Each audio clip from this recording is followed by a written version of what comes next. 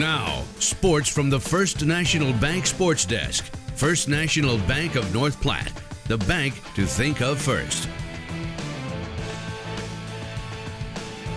This is a Friday night football work-only zone right now for today's update from right here at the Sports Desk. This game a year ago was the Roncalli-Scottsbluff matchup at Bearcat Stadium.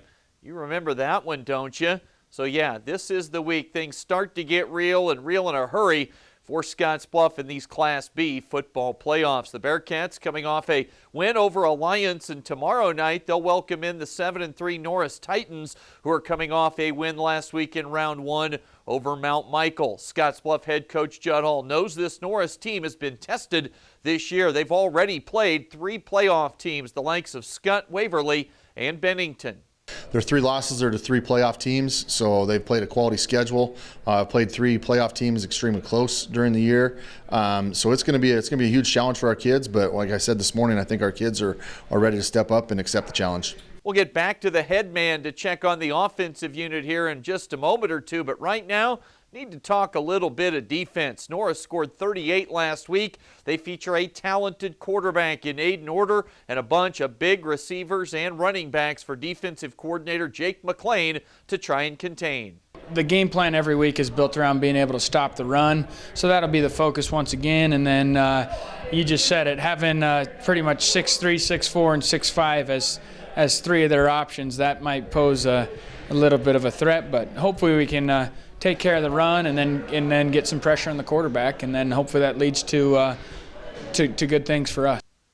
The Scottsbluff defense so far this season, well, they forced 25 turnovers, and the bulk of those have come in the second half of the season. It appears it's strength on strength tomorrow night. A Cats D that can straight up put the heat on an opposing quarterback against this Norris offense that has a bunch of firepower in their passing game.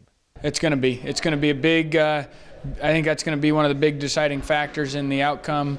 We know we're going to have to get pressure, but even more so, we know we're going to have to be able to tackle the quarterback too. So it'll be a fun matchup, and it's going to be a great Friday night. Every season brings a new dynamic, a different roster. Coach lost Garrett Nelson and Keegan Reifschneider, among others, and really had to put the pieces together for this year's unit. I mean, you'd always have that feeling in the summer and last spring, like, oh no, what's it going to be like this year? And having the front 7 that we have and being able to get pressure, it really, I think, takes off. Bringing 4 new defensive backs into the picture this year, but it's been a fun year, definitely, and good for us. All right, now let's get back to the head coach and his rugged offensive group that averages over 40 points a game this year. Nothing fancy.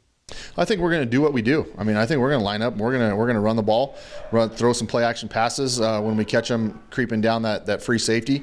But we're not going to change a whole lot of things. We're going to do what we do. We've done that since I took over the program. We played against some great defenses since we've been running this offense. We've had success all the time. So we're going to line up and we're going to go at them just like we always do.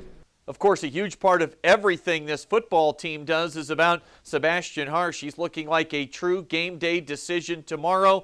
He's one of the best players in the state and in school history. Brett Hill, for his part, he's done a tremendous job over the last 3 weeks when called upon at quarterback. No matter who the signal caller is, Coach has something every high school head football coach wants, any coach at any level for that matter. That's a dominant offensive line.